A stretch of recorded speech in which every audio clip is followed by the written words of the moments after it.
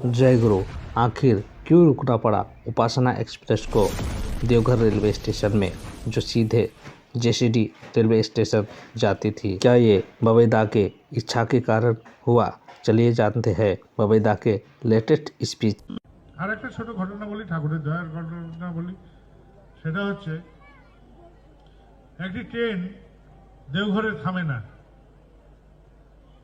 দেওঘরের জসিডি স্টেশনের উপর দিয়ে চলে যায়। সেই ট্রেনটা থামানোর জন্য আমার খুব ইচ্ছা হলো যে দেশের ওই প্রান্তের লোকরা যাতে দেওঘরের জসিডিতে নামতে পারে, তার জন্য এই ট্রেনটার দেওঘরে একটা স্টপেজ থাকলে ভালো। এই স্টপেজ করার কৌশল কি? আমার এক সাথী বলল, আসানসোল ডিভিশনের ডিআরএম যিনি, তাকে বললে উনি এটাকে ব্যবস্থা করতে পারেন।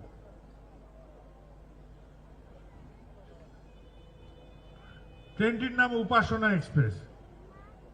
তো আমি বললাম, লেগে পর, ব্যবস্থা কর। সে চলে গেল আসানসোলে। এর মধ্যে ডিআরএম যে ভদ্রলোক, তাকে একটা নেমন্তন্ন দিয়ে এলো যে আপনি যদি একবার সৎসঙ্গ আশ্রমে আসেন, আমাদের খুব ভালো লাগবে। সেই নেমন্তন্ন পেয়ে ডিআরএম ভদ্রলোক বলে, ঠিক আছে, আমি সময় পেলে জানাবো।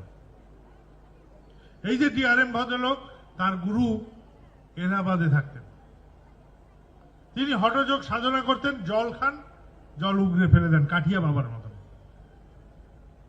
23 বছর ধরে তিনি নাকি কিছু খাননি। সেই বাবাজির কাছে এই ডিআরএম ভদ্রলোক বললেন যে, গুরুদেব, সৎসঙ্গ আশ্রম থেকে আমার একটা আমন্ত্রণ এসছে সেখানে যাওয়ার জন্য। আপনি অনুমতি দিলে সেই আশ্রমে কি যাব? আপনার অনুমতি পেলেই তবে যাব। গুরুদেব ওনাকে জানাচ্ছেন যে, তুমি যাবে না কেন? নিশ্চয়ই যাবে। আমি যে ঈশ্বর সাধনা করি তুমি জানো, এই ঈশ্বরের কাছে পৌঁছানো তার একমাত্র হচ্ছেন শ্রী শ্রী ঠাকুর অনুকূল চন্দ্র। তুমি ভাগ্যবান, সেখানে যাও, সেখানে গিয়ে তাদের যদি কোনো সহযোগিতা থাকে তুমি করো, আর আমার যদি কোনোদিন ভাগ্যের উদয় হয়, আমি হচ্ছে সেই চরণ বন্দনা করতে যাব। এই গুরুদেব তাকে যাজন করে আশ্রমে পাঠিয়ে দিলেন।